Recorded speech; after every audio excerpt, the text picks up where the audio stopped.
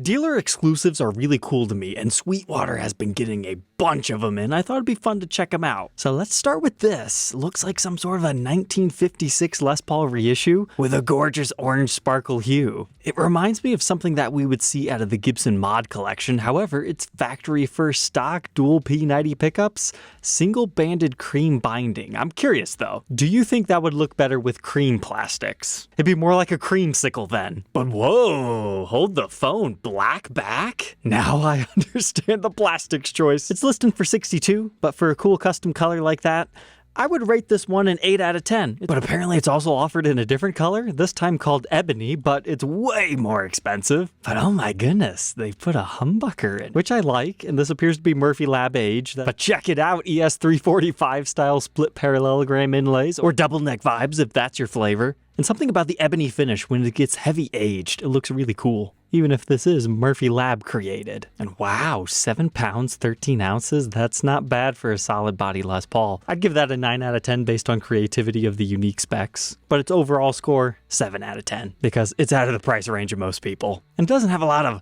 pizzazz and standout features like this one. Sure, it's nearly $9,000, but this is a 7A quilt top, slightly transparent pink hue. They didn't go too crazy with abalone inlays though, just regular mother of pearl. And ooh, a nice smoky natural back. I do enjoy that. Let's see, how does that look on the side profile shot? Yeah, that is sublime. But out of the two they have in stock, I think I slightly prefer this one because the weights are exactly the same. Lighter color might actually be coming from camera settings because this background looks a little bit brighter. Keeping that in mind, it's a tough choice, but I think I would still choose this one because of the cool swirly wood grain. Although I can totally appreciate why someone would choose that. They also have the Peacock exclusive. Done up the exact same way, just a different hue. Same is true for on the back. Oh man, isn't this just a Sophie's choice? I would say this one has the best top, however it's 10 pounds. Not everybody's gonna like that. I like how wavy it is. But this one over here is a much more wider quilt, whereas this one's tighter. I mean, this has got the best weight, but I'd probably go the middle on that.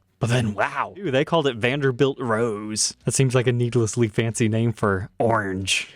But again, with our smoky back. And most of these are around 9. I'm not quite vibing with this really dark streak in between here. This one's a great in-betweener, but this has like something interesting going on with our grain right there. But then again, the longer I look at this one, the more I like it. I would give those last 3 releases an 8 out of 10, mainly because you're paying a heavy premium for a 7A quilt top, so it won't appeal to everyone, but at least they gave you some fun colors. And apparently they got a whole bunch of other ones, but just remember your baseline Les Paul Custom's 55. But if you liked what you were seeing, there is a slightly less expensive one for what I feel is a bit more of a fair premium. This is their exclusive Viper Blue. They have a whole bunch of Epiphones and Gibsons done up in that. This is only billed as a 3A top. However, that's what's cool about Sweetwater, is you get to see the guitar, so how many A's it has in its title doesn't really matter as long as you like it. I mean, just look at how that quilt comes to life, but this version has the black back, so we don't have to worry about pretty wood grain. But my eyes being caught by this open box sale. They've got 3 of them. These are just regular Les Paul custom pricings. What are you guys doing buying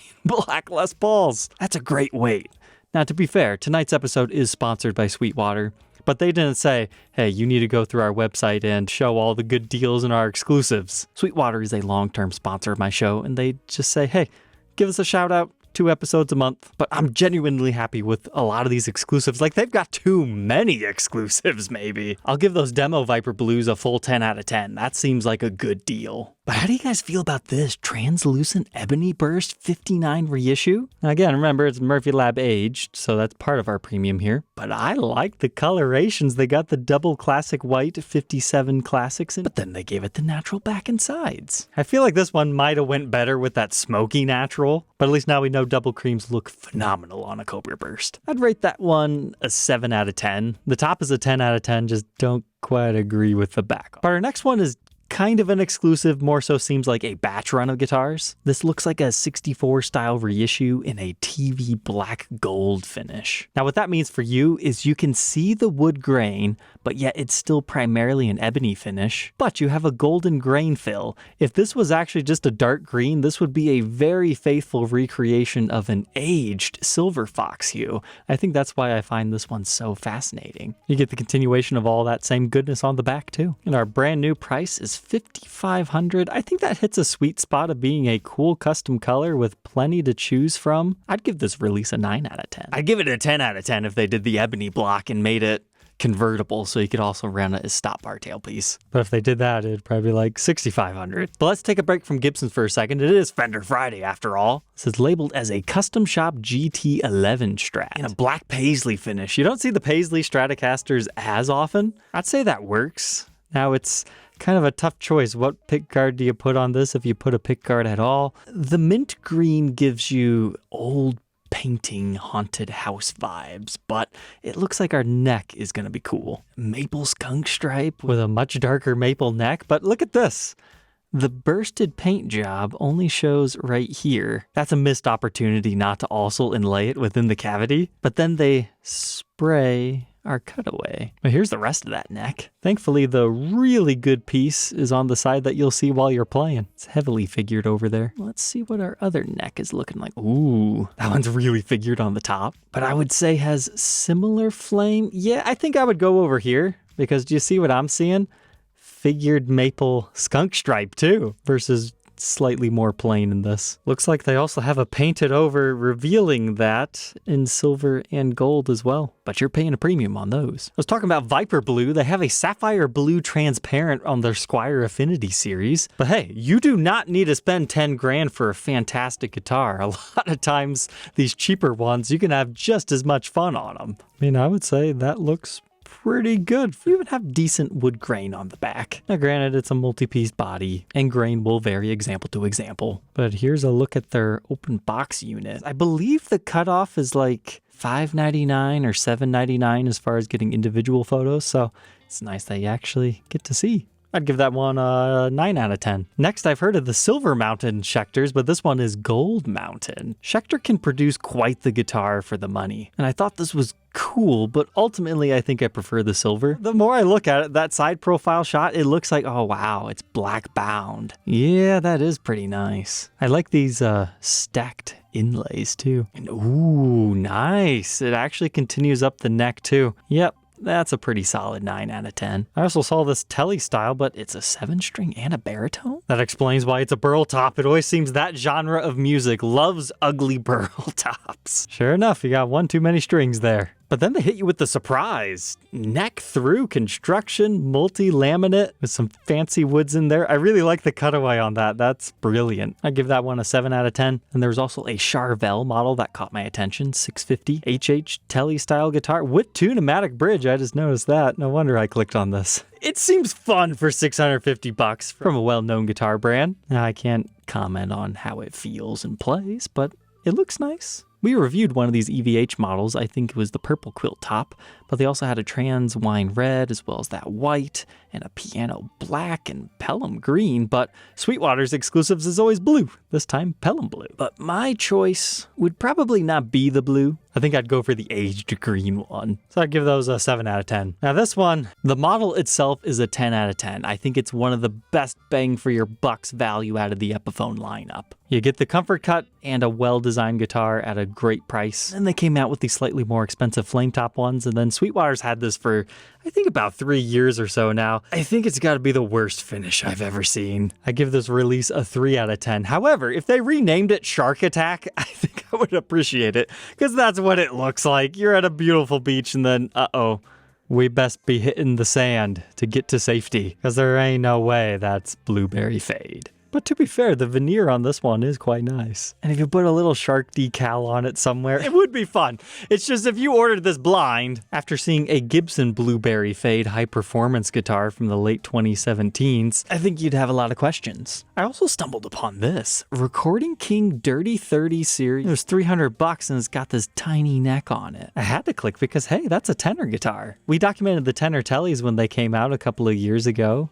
It was Paranormal series or something along those lines, and there just seems to be a small but passionate following of tenor instruments. Got a little bit of a roped binding effect to it. The back's nothing to get too excited about though. And this Heritage caught my attention, listed as a factory special H150, which is their Les Paul style. It's basically a semi-wet figured wine red Les Paul Deluxe. If you swap out your pick guard, you just have to deal with the droopy horn, and then you have something made at the original Kalamazoo factory. Oh, and then there's the headstock. But oh, nice. Black stinger just for fun. I'd give it a 7 out of 10. But next, I give this release a 5 out of 10. Not because it's bad, it's just I'm not really sure who this one's marketed for. 10 grand for a non-reverse Firebird that's been aged. Like, the amount of people that this will speak to is extremely low, but to them, it is a really cool release. I think for that money, I'd rather just go for a vintage one that's already been beat up, unless you need something brand new that just looks old. And it might just be because I'm not really partial to red finishes, but I thought that was cool to see anyway. I wanted to start there because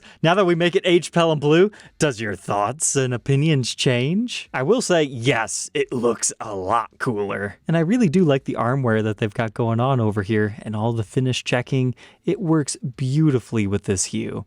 However, I just feel like we need more ornamentation, like put one of those flame fretboards on here. Like not a flamed fretboard, I'm talking all the crazy inlays. But as usual, if you call up your Sweetwater rep, I'd be willing to bet they might make you a deal on one of these. I mean, you can see all the different aging that they've got going on. To super worn through and stained, or just a little bit, or a very small bit. This one even goes through the aged clear coat to reveal the regular Pelham blue. But I think I like the kind of arm contour vibe of that one, or this one. That looks like a comfortable Stratocaster. They must have stole someone from the Fender custom shop. But there's also another one for about the same price that throws the Maestro Vibrola on it. And for some reason, this one, if I was going to pick one, it'd probably be that, because at least it's got a little bit something else going on. But then all those TV white Les Pauls we've been seeing in the demo shop might have been influenced by this custom order. Some TV white 57 reissues. Man, that's beautiful. I like that they don't have any aging going on. I think that's a pretty solid 8 out of 10 release. But you can save a little bit of money if you want to just go for the straight up jet black ebony. It's crazy how much more iconic that looks. You know what? Maybe I'll downgrade that one to 7 out of 10. It's not as good as the base level, in my opinion. But it is cool to see. Gotta love a good TV finish. And then we've talked about these before, the Les Paul Supreme Koa tops with their exclusive sugar bucker pickups on. But this is just a regular Supreme that they put some Koa on. Unfortunately, I like this series, but I just don't think they're using the nicest Koa on it.